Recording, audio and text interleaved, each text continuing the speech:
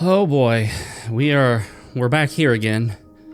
We're having to talk about another developer, another video game studio that wanted to release yet another game that demonizes white people and makes non-white people look like the victims of the horrible, big, bad, mean white man. Hey everybody, I'm Fox with RealMarcFoxx, and welcome to all the gamers, grifters, and gooners out there.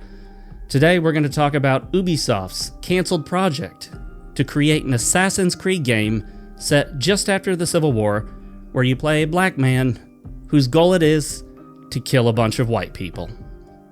Let's get into it.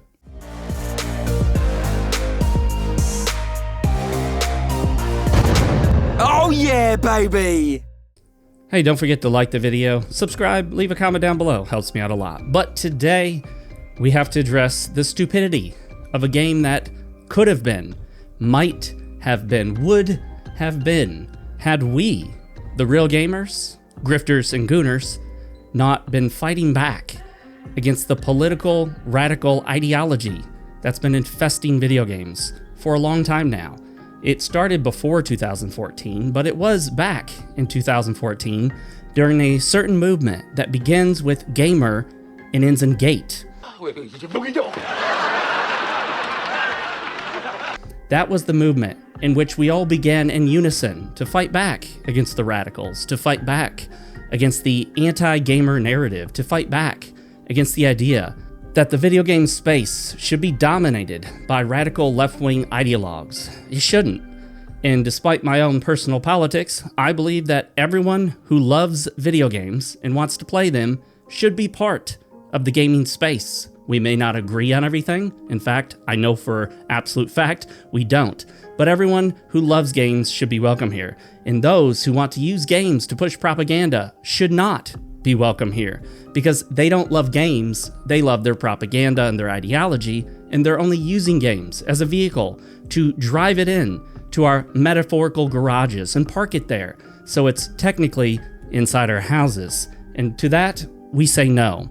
And Ubisoft had literally considered, apparently, I'm not sure if this is 100% confirmed, but you all have heard by now, they considered making the next Assassin's Creed game set just after the period of the Civil War in the United States. So for those that don't know, the United States fought a civil war from around 1861 to 1865, in which it was essentially the northern states versus the southern states.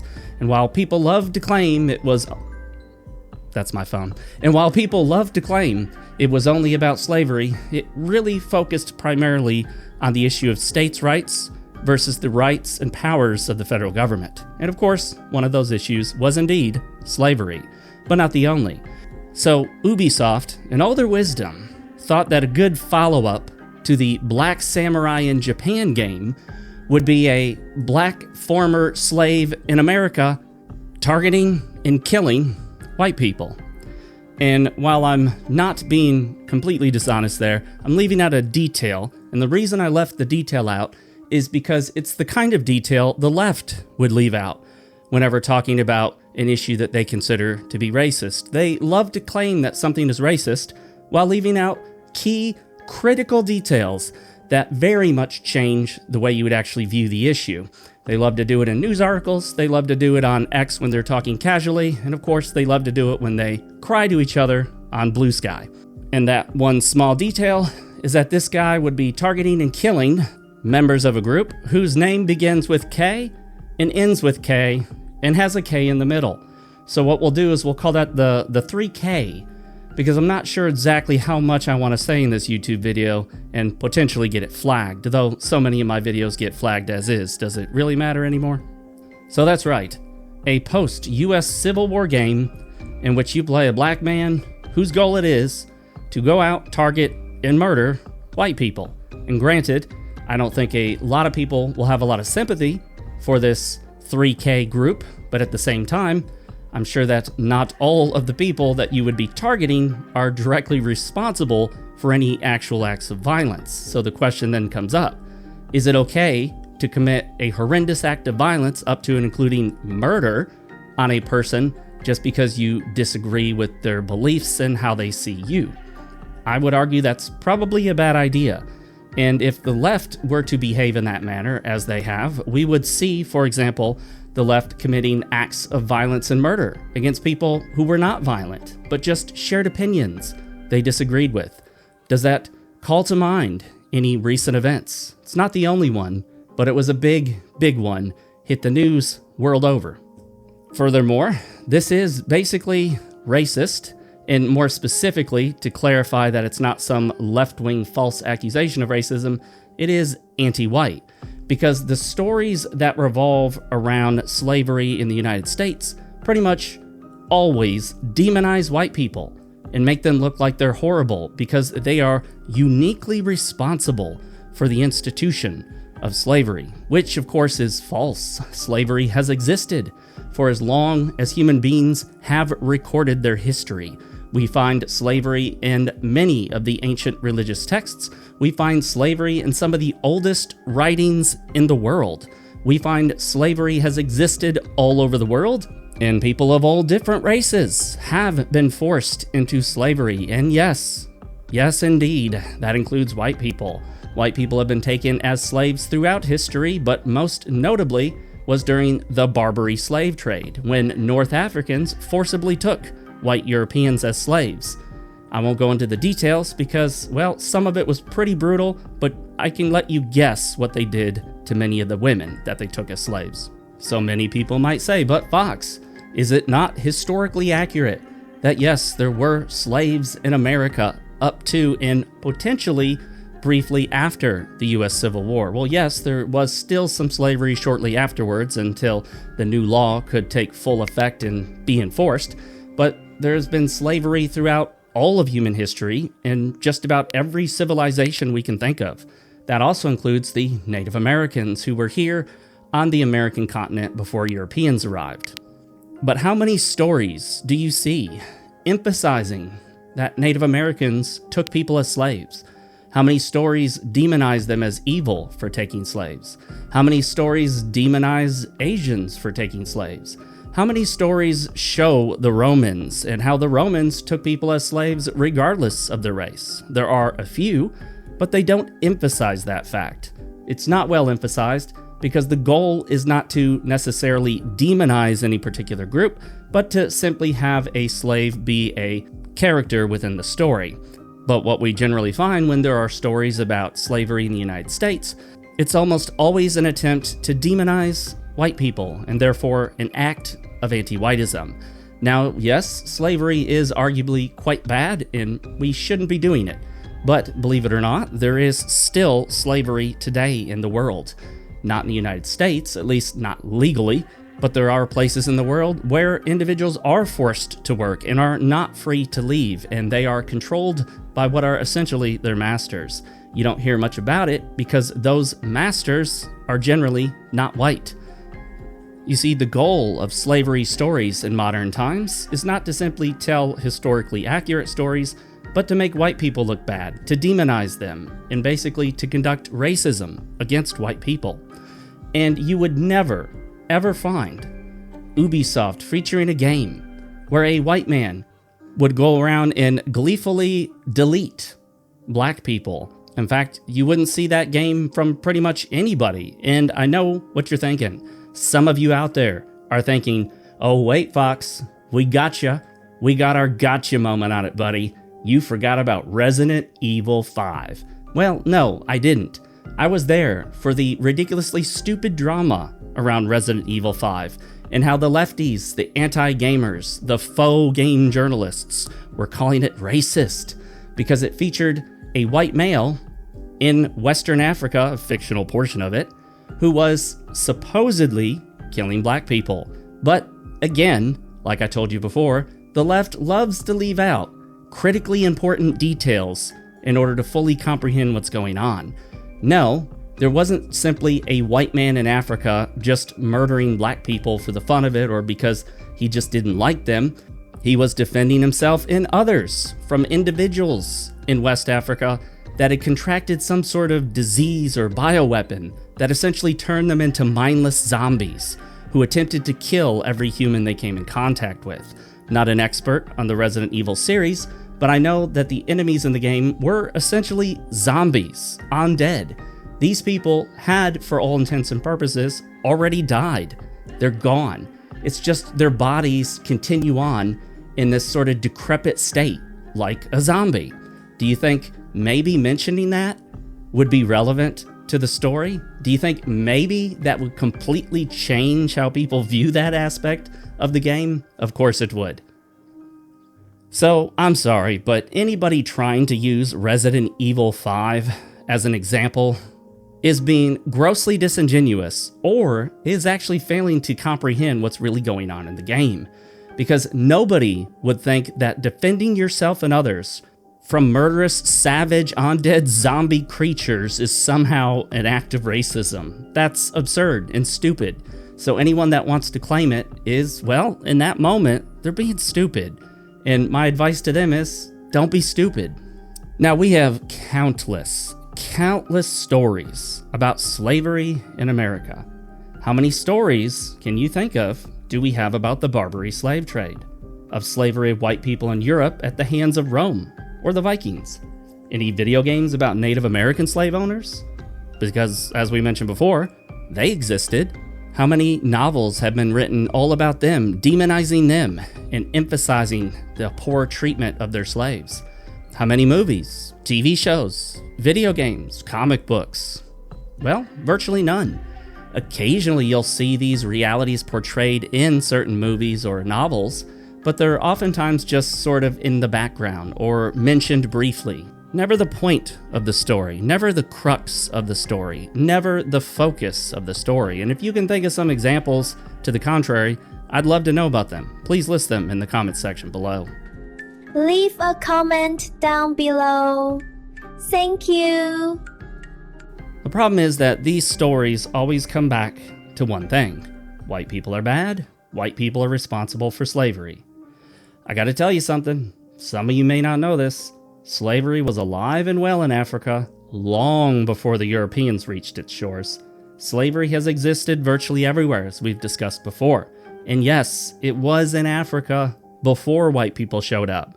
So you have to ask yourself, who had these slaves and who were they selling them to? You know the answer. It was not white people, at least not until they showed up much, much later. I think it should be pretty obvious that Ubisoft has actually made the right decision in regard to this, but probably for the wrong reasons. Did Ubisoft decide not to go with this storyline because it's just another demonization of white people? Did they decide not to go with this storyline because they didn't want to be anti-white and racist towards white people? No, I highly doubt it. I don't know for sure, but I highly doubt it. It would appear that the only reason they didn't go with this storyline is because they were worried about the current political climate in the United States and how it might be poorly received. And to say it would be poorly received is an understatement, because just like many on the left claim there are dog whistles on the right, we all know that this kind of story would be another dog whistle. Dog whistling their hatred of white people. Dog whistling the demonization of white people. Dog whistling to those on the left that, hey, maybe you should go out and commit a horrible act like the one we saw recently in the news against a white person. Well, we shouldn't, nobody should. But again, when these stories are drilled into people's heads over and over and over again, the message they get becomes very clear. White people are evil, white people are bad, and of course, are you justified in doing bad things to evil, bad people? Some people would say yes, and some people actually do that. They go out of their way to commit horrendous acts against people who have not done anything that would justify that kind of reaction, against people who are innocent, peaceful, who just share different opinions from them. That's why I'm glad that, for whatever reason it was, I'm sure it was not the right reason, Ubisoft decided not to go with this storyline. Not only would it have drawn the ire of many real gamers, but I don't think it would have sold all that well compared to previous Assassin's Creed games. We all know that you slap the AC label on a game, it's gonna sell. If you put Call of Duty on a game, it's gonna sell. Even if it's garbage, it's gonna sell. Some names are big enough to sell a lot of copies, no matter how bad they are. So Assassin's Creed is gonna keep selling as long as it has the name on the box, or in this case, the digital image when you download it from the storefront. As these games continue to get worse, they may start selling less and less, but until then, anything with the AC name on it is going to sell. The problem is, when it doesn't sell well enough, and you've got all the stockholders demanding more money, well, that becomes an issue.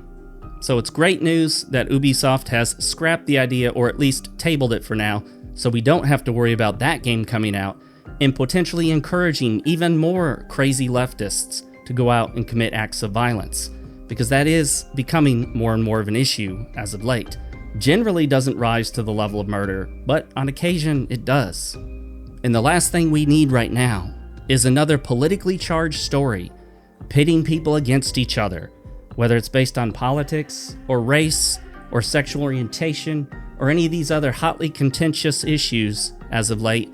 We don't need more of this ideology, this drama, this propaganda in our video games, because then everyone would talk about the political issues of the game, the ideology of the game, whether it's propaganda or not propaganda. And you know what? None of that is talking about really the actual game itself. Are the characters good?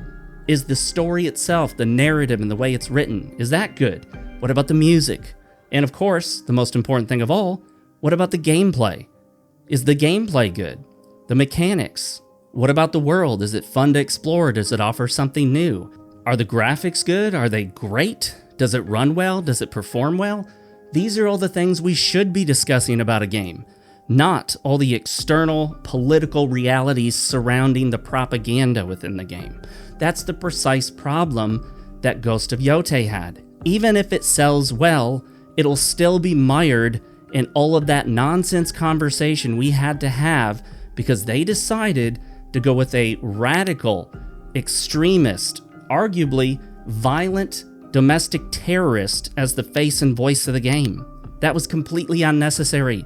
They could have found someone as good or better than Erika Ishii. We did not need someone so contentious, so divisive, and just so outspoken in their extreme activism. What we needed was a focus on the video game itself and not all of this stuff outside of the game that keeps getting dragged in. But you know who's dragging it in? Is it us for discussing what we see happening? Of course not. We're going to talk about the issues surrounding a game. And ideally, that's going to be gameplay and graphics and sound and music and story and world building and mechanics and all that stuff. But when you decide as a studio to put in political propaganda, when you decide as a studio to bring in a contentious, politically charged, radical activist who espouse support of a violent domestic terrorist group, do you not think that maybe that's going to get discussed? And because it's such a hot button contentious thing and involves politics, do you not think it wouldn't dominate the conversation? And it did.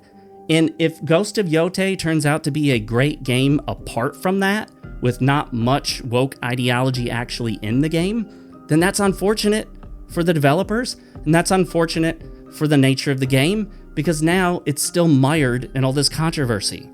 And of course, I'm sure Wikipedia gives it very little space to talk about it and just blasts everyone for being misogynists or racist or some other stupid nonsense, because they always fall back to the same insults. They always fall back to you being a misogynist, racist, bigot, homophobe, transphobe, and potentially a member of a certain World War II German party. But what do you guys think about all this drama with Ubisoft considering releasing a game where you play as an ex-slave post-Civil War in the United States, killing the 3K people? Do you think that would have been a good idea? Do you think it would have sold? Or do you think it would have just embroiled us all into another long, involved culture war battle on social media and YouTube? You know where I stand. I'd love to get back to just talking about the video games themselves and not all the political nonsense and ideology that's been surrounding them as of late. Thank you all for joining me again. There's a Patreon link down in the description if you're interested. You could join the channel here for as little as $1.99. Remember to like the video, subscribe, and leave a comment. And a huge shout out and thank you to our Patreon subscriber, Freeman Phil. I will see you all again real soon. Keep gaming, keep grifting, and keep gooning. Bye, everybody.